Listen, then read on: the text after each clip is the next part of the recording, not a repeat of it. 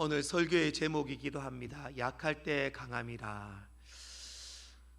아담 가이벨이라고 하는 사람이 있었습니다. 이 사람은 태어날 때 아주 심각한 눈병을 앓아가지고 그 눈병이 점차 심각해져서 결국은 앞을 못 보게 되었습니다. 앞을 못 보게 된 그의 불행한 삶에도 그는 좌절하지 않고 열심히 믿음의 삶을 살았습니다. 그에게는 한 가지 기쁨과 유익이 있었습니다. 그것은 하나밖에 없는 자신의 딸이 건강하게 믿음으로 자라는 모습이었습니다. 그 딸을 자라는 모습을 볼 수는 없지만 듣고 함께 생활하며 그 딸 하나만 소망을 바라보고 살았습니다. 그랬던 어느 날 그 딸이 이제 건강하고 믿음 좋고 신실한 남자 청년을 만나게 됩니다. 그리고 결혼을 하고 아름다운 가정을 꾸립니다.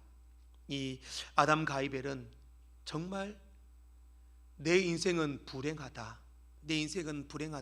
그렇게 생각했는데 그 딸과 살아가는 그 시간이 너무 행복했기에 그래, 내 인생에도 이러한 행복한 날이 찾아오는구나 그렇게 생각하며 정말 기쁘고 즐겁게 살았습니다. 그러나 그렇게 즐겁게 살던 시간도 그리 오래되지 못했습니다. 결혼을 한 딸 가정이 얼마 지나지 않아 청천벽력 같은 소문이 들렸습니다. 바로 사위가 다니고 있던 제철 회사에 큰 폭발 사고가 일어납니다. 그 폭발 사고에 수많은 사람이 죽게 되었는데 바로 그때 그 사위도 목숨을 잃게 되었습니다. 그때 아담 가이벨은 하나님께 너무너무 원망을 합니다. 하나님, 어떻게 이럴 수 있습니까? 하나님, 나와 우리 딸이 얼마나 하나님을 잘 섬겼습니까? 나는 정말 최선을 다하여 믿음의 삶을 살았습니다. 그런데 어떻게 나의 삶은 이렇게 불행한 삶의 연속입니까? 그렇게 원망을 했습니다. 그렇게 원망을 하고 사위의 장례식을 마치고 자신의 가장 친한 친구였던 찰스 마일스라는 사람을 찾아갑니다. 이 찰스 마일스라는 사람은 당시 시대의 유명한 찬송 작시자였습니다. 찬송가에 가사를 짓는 사람이었습니다. 그 찰스 마일스를 찾아가 나의 인생은 왜 이러냐 그렇게 한탄하며 하나님을 원망하며 그 친구로부터 위로를 받고 싶었습니다. 찰스 마일스는 아담 가이벨 친구의 그 사연을 듣고 너무 가슴이 아플 수밖에 없었습니다. 어떻게 이 친구를 위로할까? 고민하고 생각을 했지만 그 어떤 세상의 말과 세상의 위로도 그 친구를 위로할 수 없다는 것을 알게 되었습니다. 그래서 이 찰스 마일스는 결국 이 친구를 위로할 수 있는 것은 예수님밖에 없다. 예수 소망, 영생의 소망, 천국의 소망만이 저 친구를 위로할 수 있을 것이다. 그렇게 생각하고 성경을 보며 묵상을 하며 그 친구를 위하여 찬송을 작시하였습니다. 그 찬송을 작시했던 그 찬송시가 바로 우리가 조금 전에 찬송했던 찬송가 442장 저 장미꽃 위에 있을 그 찬송가였습니다. 원곡을 이렇게 번역을 하다 보니 우리나라 번역말이 조금 원문과는 다른 차이를 두고 있습니다. 그 원곡을 그대로 한번 번역을 하여 직역을 하면 이렇게 됩니다. 제가 한번 읽어드리겠습니다. 나 홀로 동산에 나왔네. 이슬이 아직 장미꽃 위에 맺혀 있을 때 내 귀에 들려오는 목소리, 하나님의 아들이 들려주시는 음성이라네. 그가 나와 함께 거닐고 이야기하시며 너는 내 것이라고 말씀하시네. 우리가 거기 머물며 나는 그 기쁨 아무도 알지 못한다네. 친구를 위로하는 찬송시였습니다. 절망 가운데 홀로 있고 아무도 그의 아픔을 알아주지 못할 그때에 주님이 찾아오셔서 너는 내 것이다. 너는 내 것이다. 그분과 그렇게 나눈 그 대화를 나누었을 때 내 마음속에 찾아온 그 기쁨은 아무도 알 길이 없다네.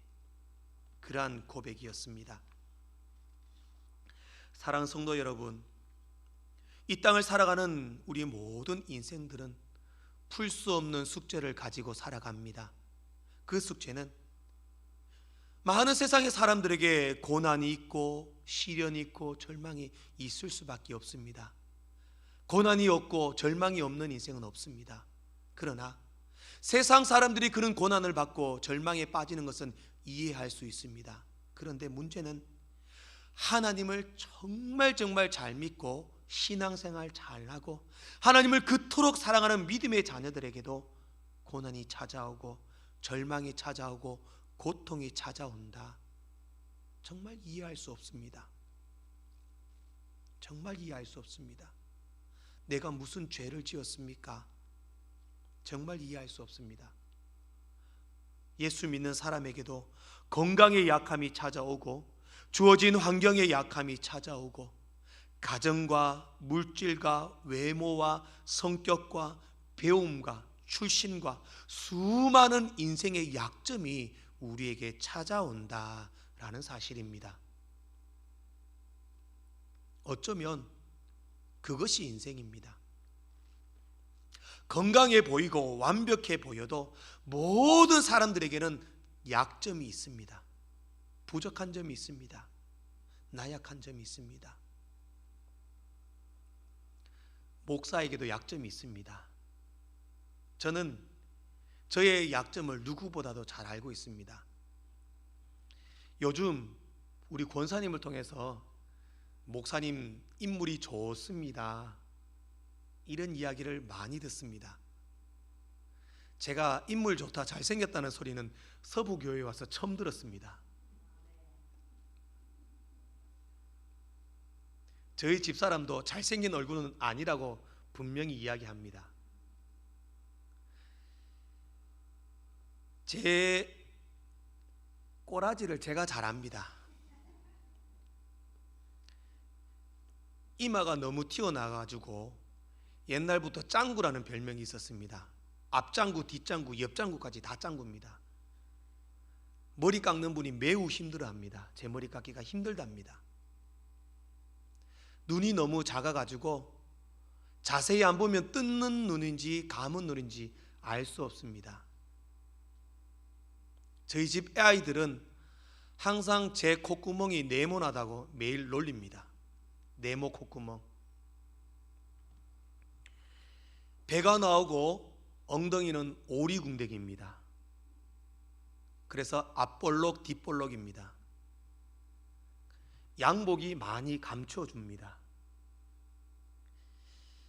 이런 저의 모습들, 외모적인 모습이 뿐만 아니라 다른 목사님들처럼 저는 항상 이렇게 목소리가 경건하고 외형적으로 딱 목사님답다, 이런 분들을 만날 때마다 저는 부럽습니다. 저는 예전부터 가장 많이 들었던 이야기가 목사님 맞습니까? 이런 소리 많이 들었습니다. 외형부터 목사님다워 보이고 목소리도 목사님다워 보인 거룩한 분들. 저는 공부도 잘하지 못했습니다. 다른 목사님들보다 학력도 그렇게 좋지 못합니다. 학위도 많지 않습니다. 배경도 보잘것없습니다. 가난한 농부의 아들로 태어나가지고 초등학교 4학년 때부터 매일같이 밭에 일, 논에 일, 집에 일 하면서 자랐습니다. 아침에 학교 가려면 새벽같이 일어나서 복숭아 따고 학교 갔습니다. 학교 마치면 또 밭으로 들러, 그래서 지금까지 포도, 복숭아, 자두, 그런 과일은 안 좋아합니다. 잘 안 먹습니다. 워낙 많이 농사를 지었기 때문입니다. 제 나름대로의 그런 것들이 저는 제 약점이라고 생각합니다. 그러나 그런 약점들도 어떻게 보면은 목회하는 데는 많은 도움이 됩니다. 못 배운 사람들을 이해할 수 있고, 외모적인 약점, 신체적인 약점이 있는 사람을 이해할 수 있고, 특히 농사 짓는 사람은 100% 이해할 수 있습니다. 많은 약점들, 상처들, 저뿐만 아니라 저보다 더 많은 약점과 상처를 가지신 분들도 분명히 있을 것입니다. 그러면 하나님, 나에게는 왜 이런 약점이 있습니까? 왜 나에게는 이런 약함이 있습니까? 부족함이 있습니까? 그렇게 원망하며 하나님 앞에 한탄하실 때도 있으셨을 것입니다. 오늘 본문에 사도 바울이 그랬습니다. 하나님, 나는 육체의 가시가 있습니다. 이것은 내 인생의 약점입니다. 이것을 거두어 가주십시오. 거두어 가주십시오. 그렇게 기도를 합니다. 오늘 본문 12장 우리가 보았던 7절 앞부분에 보면은 사도 바울이 어떤 정말 신비한 경험을 했던 것을 소개하고 있습니다. 사도 바울이 예수님을 만나고 예수님을 인격적으로 영접한 이후에 놀라운 영적인 체험을 합니다. 하나님께서 사도 바울을 영적인 체험을 시키셨습니다. 바로 3층천, 즉 천국을 보여주신 겁니다. 바울은 환상 속에 천국이 이런 곳이구나 라는 아름다운 환상을 보았습니다. 그리고 그 환상을 본 다음에 이런 고백을 합니다. 7절 말씀을 보면은 여러 계시를 받은 것이 지극히 크므로 너무 자만하지 않게 하시려고 내 육체의 가시 곧 사탄의 사자를 주셨다. 신비한 체험을 한 사도 바울이 교만하지 않도록 하나님께서 약함을 주셨다. 그렇게 말씀합니다. 그 약함, 그 육체의 가시, 그 상처가 얼마나 크고 힘들고 아프고 고통스러웠던지 8절 말씀에 보면은 이것이 내게서 떠나가게 하기 위하여 내가 3번 주께 간구하였다. 이 3번 간구한 간구는 그저 하나님 떠나게 해주십시오 간단하게 기도한 것이 아닙니다. 간절히 목숨 바쳐 제발 하나님 이 내 약점을 거두어 가주시옵소서 간절히 기도했다라는 것입니다. 하나님 너무 힘듭니다. 너무 어렵습니다. 그 육체의 가시로 인한 고통이 얼마나 심했던지 그렇게 간절히 하나님 앞에 3번이나 기도했다. 학자들은 이 사도 바울의 육체의 가시가 무엇이었느냐 여기에 대해서 많은 학설이 있습니다. 간질병이 있었을 것이다. 다메섹 도상으로 갈 때 예수님을 만날 때 큰 강력한 빛을 보았기 때문에 눈에 안질이나 어떤 눈병이 있었을 것이다. 또 많은 고문을 당하고 사람들에게 매를 맞고 도망치고 막 쫓기는 그런 삶을 살았기 때문에 정신적인 문제가 있었을 것이다. 또 더러는 류마티스 관절염이 있었을 것이다. 어떤 사람은 사도 바울이 등이 굽은 곱추였을 것이다. 또 어떤 사람은 복음을 전하다가 고문을 당하고 돌에 맞은 것에 대한 후유증이 있었을 것이다. 정답은 알 수 없습니다. 알 수 없지만 분명히 그는 그런 어떤 약함을 통해 고통받고 힘들고 어려워했다라는 것입니다. 그러면 사도 바울 같은 믿음의 위대한 사람이었고 사도였는데 그 사람이 하나님 내 육체의 가시 때문에 힘듭니다. 이것을 거두어 가주십시오. 그렇게 간절히 3번이나 하나님께 기도했다면 하나님이 들어주셔야 하지 않느냐. 사도 바울의 기도도 하나님이 안 들어주셨는데 내 기도 들어주실까? 우리는 그렇게 생각하실 수도 있습니다. 바울은 특별한 사람이었습니다.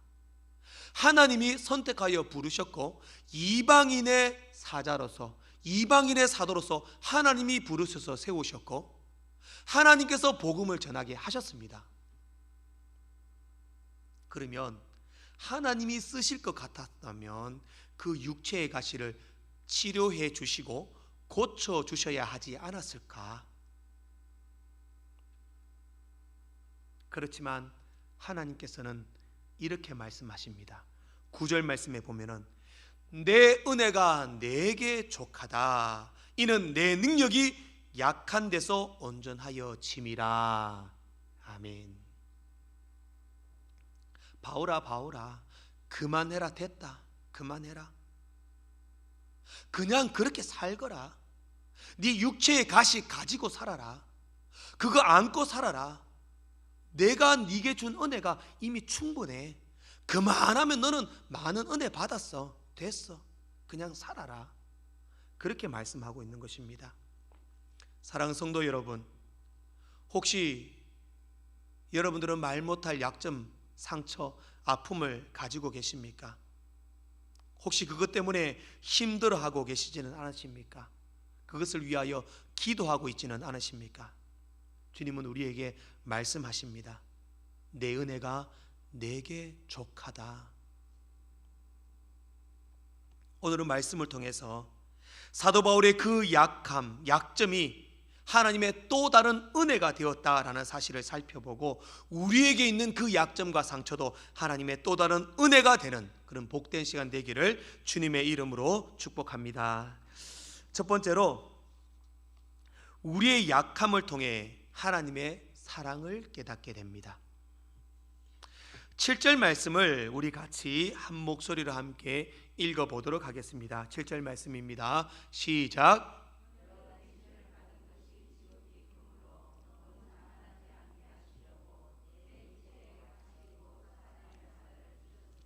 이는 나를 쳐서 너무 자만하지 않게 하려 하심이라. 아멘. 오늘 7절 말씀을 보면은 사도 바울이 교만해지지 않기 위하여 육체의 가시를 하나님이 주셨다, 그렇게 고백합니다. 지금 사도 바울이 가진 이 육체의 가시는 하나님이 주신 가시입니다. 결국 하나님께서 사도 바울이 교만해지지 않기 위하여 약점과 상처와 고통과 약점을 하나님이 직접 주셨다라는 것입니다. 우리 하나님은 사랑의 하나님이십니다. 사랑의 하나님이시라면 항상 우리에게 좋은 것 주시기를 원하시는 분으로 우리는 알고 있습니다. 찬양을 합니다. 주님의 그 자비로운 손길 항상 좋은 것 주시도다. 사랑스레 아픔과 기쁨을 수고와 평화와 안식을 주님의 그 자비로운 손길이 항상 우리에게 좋은 것 주시도다. 사랑스레 아픔과 기쁨을 수고와 평화와 안식을 좋은 것 주십니다. 좋은 것 주십니다. 그런데 기쁨과 평화와 안식을 주시는 것은 이해를 하겠습니다. 그런데 좋은 것 주시는데 사랑스레 아픔과 수고도 주신다.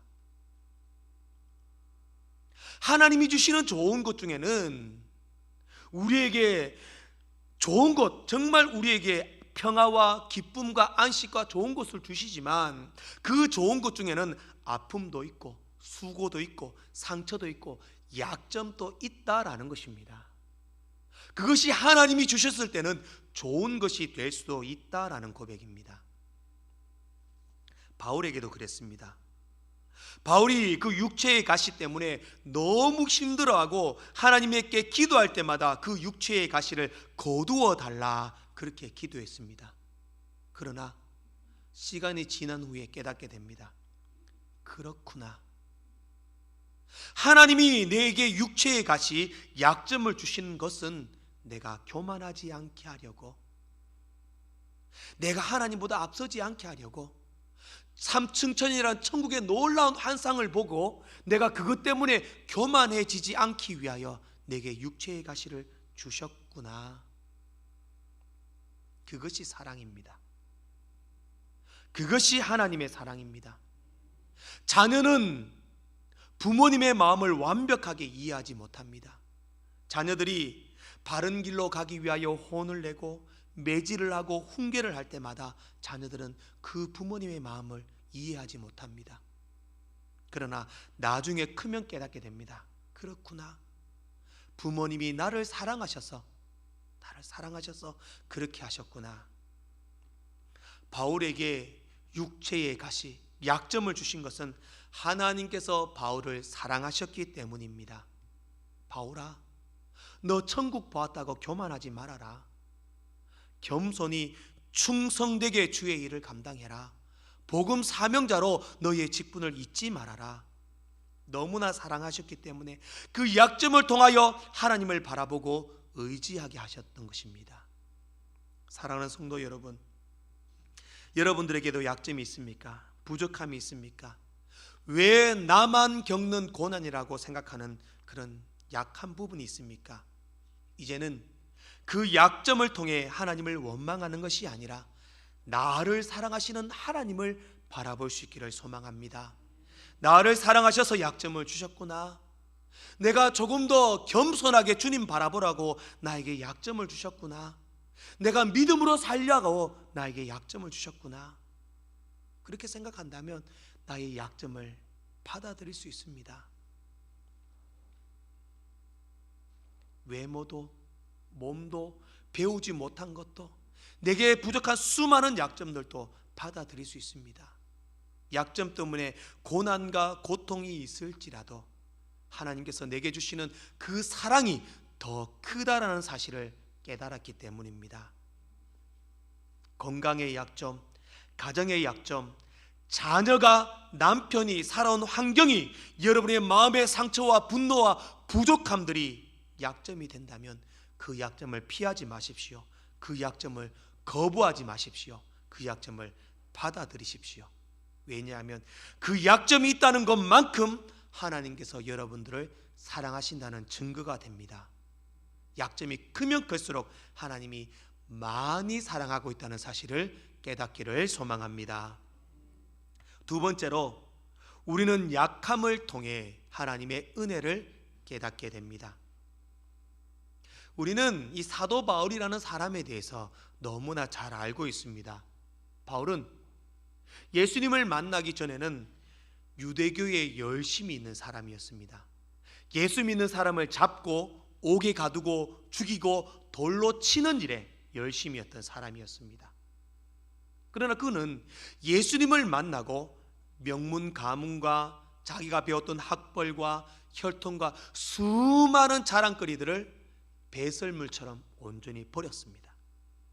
그리고 그에게 남아있던 것은 오로지 상처받은 약점들, 고통들, 고문으로 매맞은 상처들, 그런 육신의 가시와 같은 약점만이 남아있었습니다.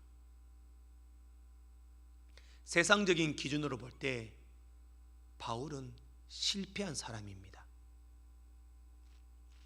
아무것도 자랑할 만이 할 것이 없는, 세상적으로는 실패한 사람이었습니다. 그러나 바울은 깨닫게 됩니다. 그렇구나. 세상적으로 실패하고 내게 육체적인 약점과 가시가 있는 것이 오히려 하나님의 은혜구나. 그래서 9절 말씀에 이렇게 고백합니다. 그러므로 도리어 크게 기뻐함으로 나의 여러 약한 것들에 대하여 자랑하리니 이는 그리스도의 능력이 내게 머물게 하려 함이라.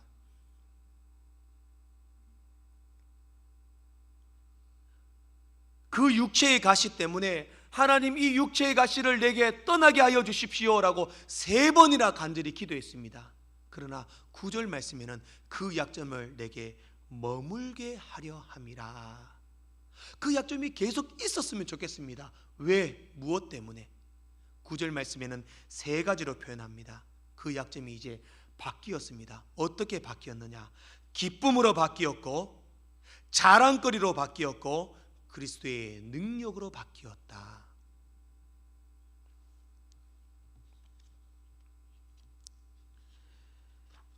이것은 바울에게 인간적인 약점이 많고 육체의 가시가 자신을 괴롭힌다고 할지라도 그 약점 속에 감추어진 하나님의 은혜를 발견했다라는 고백입니다. 3번이나 이 약점이 떠나가게 해달라 기도했지만 이제 하나님, 이 약점이 내게 그대로 있기를 원합니다. 머물기를 원합니다. 왜냐하면 그 약점이 나에게 기쁨이요 자랑거리요 그리스도의 능력이 되기 때문입니다. 이것이 은혜입니다. 이스라엘 백성들은 그 가시 같은 40년의 광야의 생활이 그에게는 은혜였습니다. 요셉에게는 형들에게 팔림을 당해서 애굽에서 종으로 살던 그 세월이 요셉에게는 은혜였습니다. 다윗에게는 사울에게 쫓겨서 광야로 들로 숨어 피해 다니는 그때가 은혜였습니다. 예수님의 그 제자들은 모두 무식하고 배운 것이 없고 가진 것이 없는 그 평범한 삶이 주의 제자가 되는 은혜였습니다. 삭개오는 키가 작은 그 불행한 인생이 은혜였습니다. 수로보니게 여인은 이방인으로서 버려진 그의 인생이 오히려 은혜였습니다. 사도 바울은 지금 자신에게 있는 그 육체의 가시가 또 다른 은혜였다라는 것입니다. 사랑하는 성도 여러분, 우리의 약점, 우리의 상처, 인간적인 가시는 하나님의 또 다른 은혜의 방편임을 믿으시기 바랍니다. 가시 같은 남편 때문에 더 열심히 기도할 수 있습니다. 약한 나의 육신과 삶의 어려움 때문에 더욱 주님을 의지할 수 있습니다. 문제 있는 자녀 때문에 하나님 앞에 매달릴 수 있습니다. 가정과 경제와 외모와 미래와 수많은 삶의 연약함과 약점 때문에 더욱 주님 앞에 기도하며 매달리며 하나님을 바라볼 수 있는 것입니다. 반대로 내게 그런 약점이 없다면 과연 기도할 수 있을까요? 그런 부족함이 없다면 주님을 의지할 수 있을까요? 그러기에 우리에게 있는 약점, 상처, 가시는 또 다른 하나님의 은혜가 됨을 믿으시기 바랍니다. 더 열심히 기도하라고, 더 열심히 주님 바라보라고, 더 간절히 신실하게 주님을 의지하라고 주신 하나님의 은혜였던 것입니다. 언젠가는 그 약점이 기쁨이 되고, 언젠가는 그 약점이 자랑거리가 되고, 언젠가는 그 약점이 그리스도의 놀라운 능력이 되실 것입니다. 마지막 3번째로 우리는 약함을 통해 하나님의 일하심을 보게 됩니다. 10절 말씀입니다. 그러므로 내가 그리스도를 위하여 약한 것들과 능력과 궁핍과 박해와 곤고를 기뻐하노니 이는 내가 약한 그때에 강함이라. 아멘. 여기서 이 강함이라고 하는 단어는 원문상 능력이라는 의미에 가깝습니다. 즉 약한 것이 능력이 된다, 약한 것이 강함이요 약한 것이 능력이 된다. 약점이 아니라 능력이라고 말합니다. 9절에서도 마찬가지입니다. 내 능력이 약한 데서 온전하여 짐이라. 여기서 온전하여 진다라는 이 단어는 예수님께서 십자가성에 못 박혀서 마지막 돌아가실 그때에 다 이루었다 말씀하시고 운명하십니다. 그때 다 이루었다는 이 단어와 온전하여 진다는 단어가 똑같은 단어가 쓰여집니다. 즉 내 능력이 약한 데서 다 이루어진다, 내 능력이 약한 데서 완벽해졌다라는 의미입니다. 모순 같은 이야기고 말도 안 되는 소리 같지만 예수를 구주로 고백한 우리 그리스도인들은 확실한 믿음의 말씀드립니다. 내가 약할 때 강함이 되고 약할 때 완전하여진다. 이 고백은 따라하겠습니다. 나는 죽고 예수로 산다. 그 고백이 되는 것입니다. 약할 때 강함이 되는 것은 내가 약하여지고 내가 죽고 내 능력이 죽고 내가 가진 모든 것이 약점이 된다면 예수로 통하여 완벽해지고 예수로 통하여 강함이 된다. 내가 죽고 예수로 사는 삶이 된다라는 고백입니다. 내가 할 수 없으면 주님이 하십니다. 내 약점을 주님이 강점으로 바꾸어 주십니다. 내가 두 손 놓고 하나님 나는 약하여 나는 연약하여 할 수 없습니다 라고 말할 때 주님이 대신하여 일하여 주시는 것입니다. 내가 약하고 내가 가시투성이의 삶이라면 내가 죽고 예수로 사는 인생이 되기 때문에 강한 인생, 능력 있는 인생, 완전한 인생으로 바뀌게 될 줄로 믿습니다. 김상봉 목사님의 절망이 없다라는 책이 있습니다. 그 책에 보면 목사님이 목회할 때에 교회에 한 성도의 사연을 소개합니다. 목사님이 미국의 메릴랜드에서 목회를 할 때에 사업을 아주 크게 하던 한 사업가 성도가 있었다고 합니다. 그 성도도 열심히 신앙생활을 하고 사업도 크게 번창했습니다.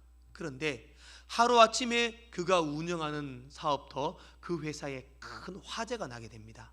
불이 나서 완전히 사업이 망해버렸습니다. 보험도 들어놓은 것도 없고 하루아침에 길바닥에 나앉게 생겼습니다. 내 식구가 차 안에서 생활을 했답니다. 집도 얻을 수 없고 길거리에서 잘 수 없으니까 차에서 잠을 자고 생활을 했다고 합니다. 그렇게 살다가 이 집사님이 믿음 가지고 신앙 가지고 기도를 하면서 김상봉 목사님의 그런 위로의 설교의 말씀을 듣고 용기를 냅니다. 내가 이렇게 좌절할 수 없다. 다시 시작하자. 다시 시작하려니 사업이 완전히 망해버렸는데 돈은 한 푼도 없었습니다. 차에서 생활하는 신세였기 때문입니다. 큰 마음을 먹고 돈이 없으면 은행에서 빌리자. 그런데 그 어느 은행도 재산도 없고 담보도 없고 아무것도 없는 그 사람을 돈을 빌려줄 수가 없었습니다. 그는 기도했다고 합니다. 하나님, 저는 아무것도 없습니다. 하나님밖에 없습니다. 하나님의 능력이 나타나게 해 주시옵소서. 간절히 기도했다고 합니다. 그리고 가까운 은행에 돈을 빌리러 용감하게 찾아갑니다. 은행 지점장실 문을 두드리고 지점장을 만납니다. 그런데 문제가 있습니다. 영어를 잘 못합니다. 돈을 빌려주십시오. 이 영어를 못했다고 합니다. 뭐라고 말해야 될지 몰랐다고 합니다. 믿음 갖고 왔는데 딱 보니까 하늘이 깜깜합니다. 뭐라고 말하지? 머뭇거리다가 생각나는 대로 말을 했다고 합니다. I'm no money. Money please. 예, I'm no money. Money please. 그러자 지점장이 가만히 보다가 뭐라고 대답했냐면 Yes. 그리고 돈을 빌리고 다시 사업을 하고 사업이 크게 다시 번창하게 되었다. 그 이야기가 이 책에 쓰여져 있습니다. 하나님이 하셨다고 믿습니다. 만약에 제가 가서 그렇게 말했다면 아마 뺨 맞았을 겁니다. 하나님이 지점장의 마음을 움직이고 그 집사님을 그렇게 통하여 쓰시고자 역사하셨기에 Yes, 아무것도 없지만 Yes라는 대답을 들을 수 있었던 것입니다. 완전히 망하고 인생의 최대의 약함 속에서 좌절하고 있을 때 내가 죽고 예수가 살 때에 하나님의 능력이 임하게 되었고 하나님이 일하시게 되었을 때 그 약점이 또 다른 강함으로 새로운 능력으로 나타나게 되었다라는 것입니다. 우리가 약할 때 하나님이 일하십니다. 우리의 약함은 하나님이 우리를 사랑하시는 증거가 됩니다. 또 다른 은혜의 방편이 됩니다. 하나님을 일하게 하시는 또 다른 축복의 통로가 될 줄 믿습니다. 약할 때 곧 강함이라. 약한 여러분들을 강하게 하시는 하나님을 찬양합니다.